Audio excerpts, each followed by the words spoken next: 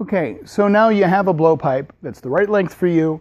You've got a lot of air going into the bag. It's all free blowing. And your valve fails, and it's either leaking air or it's blowing air back into your face, and we need to replace that. So this is how you do that. First thing we're going to look at is a replacement rubber valve. Now this valve is one that you would use typically on a blowpipe that comes with a set of bagpipes. This happens to be a telescopic blowpipe, but it also can use the rubber valve here, so we'll show you how to do that. You take that rubber valve, it's the round piece of rubber, and it has the copper staple that goes down the length.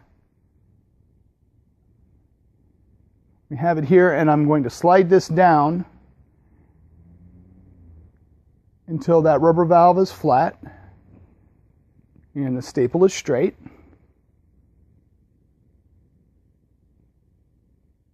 And I'm going to use some yellow hemp here to get this going. Now it'll move around a little bit, so you got to be a little careful. And of course, because I'm doing this as a demonstration, it doesn't go as easily as it usually does. There we go. So then we'll take this and we'll be very careful, and we'll try and hit every groove on the first pass all the way down. Hemp up the area completely. Have it fit inside the stock. It's tight as a drum. Now, if you don't want to use this rubber replacement valve, you're sick and tired of them, and you want to move on to something else, you can use a Little Mac valve. Now, the Little Mac valve comes apart. It has a replacement valve too. It's very small. And it fits in.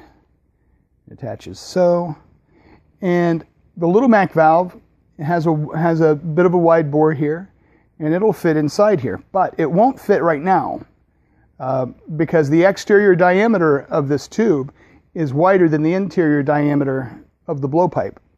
So what you'll need to do, and I'm not going to do this to this one, but I'll just demonstrate it. This is a reamer that comes separately. It's called a Little Mac reamer. It's just a tapered reamer, and you would put it in, and you would turn it, and it would shave the inside diameter of the blowpipe until it's wide enough and deep enough to accept the Little Mac valve. It's a really good replacement for a rubber valve. A lot of these Little Macs are really used a lot on the older style blowpipe that we talked about that had the smaller bore. Now, if you have a Cameron Wiley blowpipe, it comes with a valve attached to it, and it's a special product only used for that blowpipe. So you would just unscrew the valve and screw the replacement back on. You don't change the valve in this; you would change the entire piece.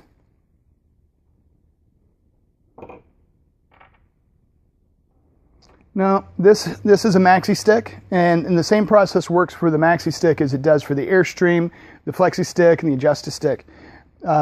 You have a replacement rubber flapper valve that's oversized. It's very large, and there's a flat surface. I don't know if you can see it, that it sits on. About ½ inch, maybe a little more than that, down inside. So you would push it in flat against. In the hemped area, this has black wax hemp on it. This is the part that goes into the blowpipe stock. But the other end of it is threaded, and it just screws right down inside until it's tight, and you get a perfect seal with it. The Airstream works exactly the same way, so does the flexi stick and the Adjust-A-Stick. Now, there are a couple of replacement valves that go into the stock, and these are both really quite good. This is the Beck valve, and we'll pretend that this is a blowpipe stock and it's attached to the bag. So what you would do is you would unzip the bag, go inside the bag with your hand, slide it in, and then push it in the rest of the way. It has rubber collars on the outside that keep it in place so it won't fall out.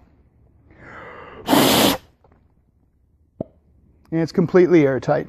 Now the thing with the Beck valve is that this goes, let's see, on this stock it went into about the next to last little rubber collar.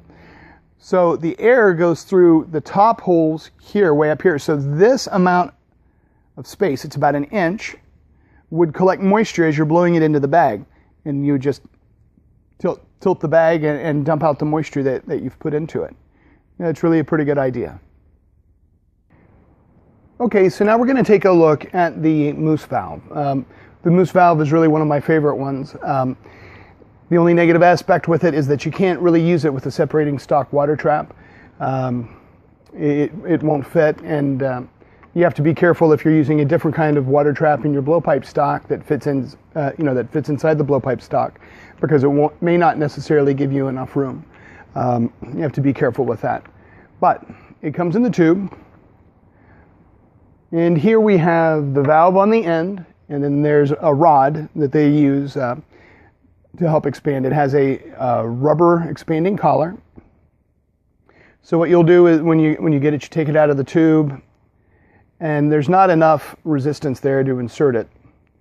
So I'm going to turn this rod a little bit, which pushes down the top collar and expands the rubber collar. There we go, I have a little resistance. So I'm going to put it in almost as far as it'll go. Yeah, leave about, well, half inch, 3/4 of an inch. And then I'll turn it clockwise to expand the collar.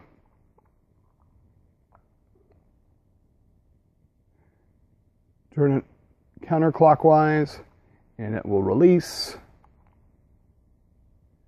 And so the valve is now in. So this valve also works as a somewhat as a water trap. It holds the water out, totally free blowing, creates a perfect seal. And then while you're playing, when you're done, you'll take it. This is the blowpipe stock, obviously. Turn the bag upside down. The moisture will go out on the grass. Put your blowpipe back in. I do know some people who will use one of the built-in rubber flapper valves on one of the plastic blowpipes, whether it be like the Airstream blowpipe or the Maxi Stick. They'll use that, and they'll also use the Moose valve as a secondary valve. So just to make sure that they have a really good proper seal there, and the moisture control obviously does help.